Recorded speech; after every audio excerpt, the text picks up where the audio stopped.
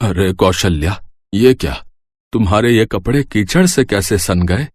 जी बाजार से सब्जी लेकर आ रही थी तो पैर फिसल गया और कीचड़ में गिर गई और मेरे पैर में भी थोड़ी मोच आ गई। अब कब तक यूं बुढ़ापे तक काम करोगी कौशल्या? मुझे लगता है अब हमें अपने बेटे राजेश की शादी कर देनी चाहिए।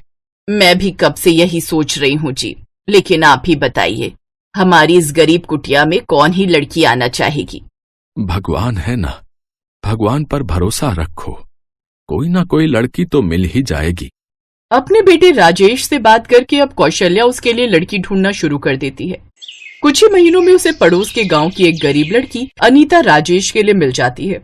वो उन दोनों की शादी करवा देती है। अनीता आते ही अपने ससुराल की जिम्मेदारी अच्छे से संभाल लेती है। एक रोज, अनीता बहू, ये तो सुबह सुबह क्या कर रही है? माँ जी, बरसात का मौसम शुरू होने वाला है और ये दीवार देखिए कितनी खराब हो चुकी है, इसलिए मैं मिट्टी के लेप से उसे भर रही हूँ ताकि अंदर मिट्टी ना आए और ना ही बरसात का पानी। अच्छा चल ठीक है, मैं भी तेरी मदद कर देती हूँ। दोनों सास बहू बाहर मिट्टी का लेप लगाना शुरू कर देती हैं। तभी उनके घर के सामने बने एक बड़े से घर में रहने वाली निकिता बाहर आती है। लगता है घर में छेद हो गए हैं और दोनों सास बहू वही भर रही हैं। खैर, तुम गरीबों का यही रोना रहता है सारा साल, कभी बरसात की मार, कभी गर्मी की तो कभी भीषण ठंड की। हम अमीरों को देखो, किसी बात की चिंता नहीं है, सारे घर पर टाइल्स लगी है तो हमें कोई टेंशन ही नहीं है बरसात में। हम तो बरसात का मजा लेते हैं बस। ठीक कहा आपने, लेकिन हम गरीब हैं, बिना पैसों के कम में गुजारा कर लेना बहुत अच्छे से जानते हैं। उफ, तुम गरीबों को तो मुंह लगाना ही बेकार है। तुम लोगों से बात करके मुझे अपना मूड नहीं खराब करना। ये कहकर निकिता अपने घर में चली जाती है। फिर शाम को धीमी बारिश शुरू हो जाती है। अनीता का पति बारिश में भीगते हुए घर आता है। अरे, आप तो भीग गए हैं, जल्दी से कपड़े बदल लीजिए नहीं तो ठंड लग जाएगी। अनीता उससे लगातार बोले जा रही थी, लेकिन राजेश तो जैसे कहीं और ही खोया हुआ था। सुनिए जी, सुनिए ना, क्या हुआ है आपको? अरे बेटा, क्या हुआ है? कुछ बोल, बहू के सवालों का जवाब दे। क्या बताऊं माँ, मैं जिस फैक्ट्री में काम करता था वो बंद हो गई और मालिक ने मुझे काम से निकाल दिया। मेरी तो कुछ समझ में नहीं आ रहा है, इस बरसात में मैं आखिर कहाँ काम ढूंढूंगा। एक तो वैसे ही पैसों की इतनी तंगी है, घर में राशन भरवाने तक के पैसे नहीं है, ऊपर से ये छत की भी मरम्मत करवानी है। आप परेशान मत होइए, हम दोनों कल से काम ढूंढेंगे। दोनों मिलकर काम करेंगे तो आसान रहेगा। और फिलहाल घर में 4-5 दिन का राशन रखा हुआ है तो थोड़ा काम चल जाएगा। मैं अभी आप सबके लिए खाना बना देती हूँ। अनीता चूल्हे की तरफ आग जलाने जाती है, लेकिन बरसात का पानी पड़ने के कारण लकड़ियां गीली हो गई थी, जिस कारण चूल्हा भी नहीं जल रहा था। फिर घर के अंदर से ही पुराना सूखा कपड़ा ढूंढती है, जिससे आग जलाने की कोशिश करती है। अपनी बहू को आग जलाने में इतनी परेशान होते देख कौशल्या सोचती है, हे भगवान, अभी थोड़ी सी बारिश से ही रसोई के ये हाल हैं, तो आगे पड़ने वाली तेज बारिश में हमारे रसोई का और घर का क्या ही हाल होगा। अगले दिन दोनों पति पत्नी काम की तलाश में निकल जाते हैं, लेकिन उन्हें कहीं भी काम नहीं मिलता। तभी निकिता के पति सूरज की नजर अनीता पर जाती है। अरे, आप तो वही है ना जो हमारे घर के सामने ही रहती है, आप यहाँ क्या कर रही हैं? जी, वो बात यह है कि मेरे पति की नौकरी चली गई है, इसलिए हम काम की तलाश में निकले हैं, लेकिन सुबह से मुझे कुछ भी काम नहीं मिला। ओह, तो ये बात है। वैसे क्या काम आता है तुम्हें? जी, मैं खाना बहुत अच्छा बना लेती हूँ और घर की साफ सफाई भी अच्छे से कर लेती हूँ। ओह, दैट्स ग्रेट। वैसे हम भी कब से खाना बनाने के लिए किसी की तलाश में थे। वो क्या है ना, मेरी वाइफ को खाना बनाने में आलस आता है, और सच कहूँ तो वो इतना अच्छा खाना बना भी नहीं पाती। तो क्यों ना आप मेरे घर पर ही खाना बनाने का काम शुरू करें, इसीलिए बोल रहा हूँ। जी सच में साहब, लेकिन कहीं वो निकिता मैडम मुझे निकालेंगी तो नहीं? नहीं नहीं, ऐसा कुछ नहीं होगा, तुम कल से काम पर आ जाना, ठीक है? अगले दिन से अनीता सूरज के घर काम पर आ जाती है, जिसे देख निकिता कहती है, ओह अच्छा, तो तुम आई हो काम करने। उस दिन तो तुम बड़ा लेक्चर दे रही थी, हम गरीब हर हालात में गुजारा कर ही लेते हैं। अब लगता है गुजारा ठीक से नहीं हो रहा। हालात हमेशा एक से नहीं रहते मैडम, और जब बात परिवार पर आए तो मेहनत दुगनी करनी पड़ती है। अच्छा ठीक है, चल अब जल्दी से रसोई में जाओ और मेरी सारी रसोई अच्छे से साफ कर देना। और हाँ, उसके बाद हमारे लिए अच्छे से पकौड़े, वो भी गर्मा गर्म चाय के साथ बनाकर ले आना।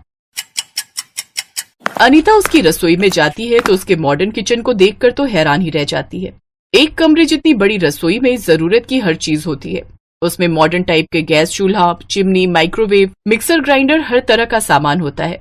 बाप रे बाप, हम गरीबों की रसोई में तो लकड़ियां, धुएं वाला चूल्हा और कुछ टूटे फूटे बर्तन ही होते हैं, लेकिन इन अमीरों की रसोई में कितना सारा सामान और सुंदर सुंदर बर्तन आते हैं जिसमें कांच के अलग और स्टील के अलग। तभी वहां निकिता आ जाती है।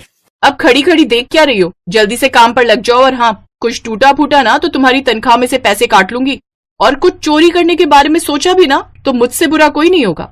नहीं मैडम, आप चिंता मत कीजिए, ऐसा कुछ भी नहीं होगा। अनीता जल्दी से रसोई साफ करती है, फिर सबके लिए गर्मा गर्म पकौड़े जैसे मिर्च, प्याज और आलू गोभी के पकौड़े तलकर तैयार कर लेती है।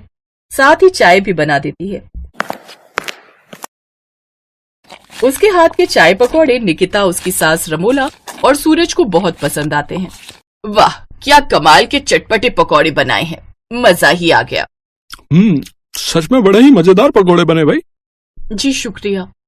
काश मैं अपने पति और सास ससुर के लिए भी पकौड़े बना पाती। घर में आटा होता तो आटे के ही पकौड़े बना देती। अब कहाँ खो गई, जा और पकौड़े लेकर आ। और हाँ, फिर रात का खाना जैसे दाल मखनी, शाही पनीर और नान, और मीठे में मूंग दाल का हलवा बना लेना। ऐसे ही सारा काम निपटा कर अनीता शाम को अपने घर चली जाती है। फिर सबके लिए दाल चावल बना देती है। लेकिन आधी रात को इतनी तेज बारिश होती है कि गरीब बहू की छत टपकने लगती है, जिससे घर में पानी भर जाता है, जिससे उनका मिट्टी का चूल्हा और लकड़ियां भीग जाती हैं। साथ ही थोड़े से रखे दाल चावल भी भीग जाते हैं।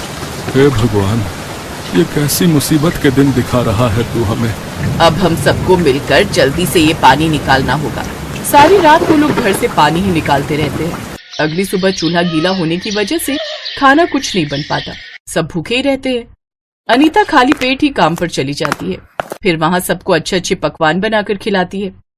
काम खत्म करके अनीता अपनी सारी परेशानी निकिता को बताती है और उससे कुछ पैसे एडवांस में मांगती है। क्या कहा तुमने? एडवांस चाहिए? तुम गरीबों को ना इसीलिए काम पर रखने का दिल नहीं करता। 2 दिन हुए नहीं और तुमने हाथ फैलाना शुरू कर दिया। अब तुम्हारी गरीब रसोई में पानी भर गया तो मैं क्या करूं? अरे बहू, क्यों इतना गुस्सा हो रही है? दे दो उसे एडवांस, वो अपनी मेहनत की कमाई ही तो मांग रही है। नहीं माँ जी, आज दे दिया तो ये उसका हर महीने का ही रहेगा। अच्छे से जानती हूँ इन गरीबों की आदत। अब जा यहाँ से। अनीता उदास मन से घर आ जाती है और अपने परिवार के साथ एक कोने में भूखे पेट बैठ जाती है, क्योंकि घर में अभी भी पानी टपक रहा था। ऐसे ही कुछ देर बाद निकिता का पिज्जा खाने का मन करता है, तो वो माइक्रोवेव में पिज्जा बनाने लगती है। उसके घर में कोई नहीं था, लेकिन तभी अचानक माइक्रोवेव में ब्लास्ट हो जाता है। वो आवाज सुनकर अनीता जल्दी से उसके घर जाती है और देखती है कि निकिता करंट की चपेट में आ गई है। हे भगवान, मैडम तो करंट से बेहोश हो गई हैं। मैं अभी राजेश और माँ बाबूजी को बुलाकर लाती हूँ। इन्हें जल्दी से अस्पताल लेकर जाना होगा। अपने परिवार वालों की मदद से अनीता जल्दी से निकिता को अस्पताल लेकर जाती है। कुछ देर बाद सूरज और रमोला भी पहुंच जाते हैं।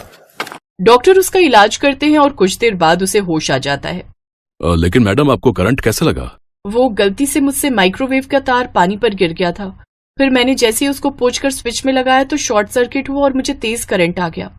वो तो अच्छा हुआ कि अनीता भाभी वहां समय पर आ गई और इन सब ने तुम्हें जल्दी से अस्पताल पहुंचा दिया। ये सुनकर निकिता को अपनी गलती का एहसास हुआ। मैंने तुम्हारे साथ इतना बुरा किया, लेकिन फिर भी तुमने मेरी जान बचाई। तुम सचमुच बहुत अच्छी हो।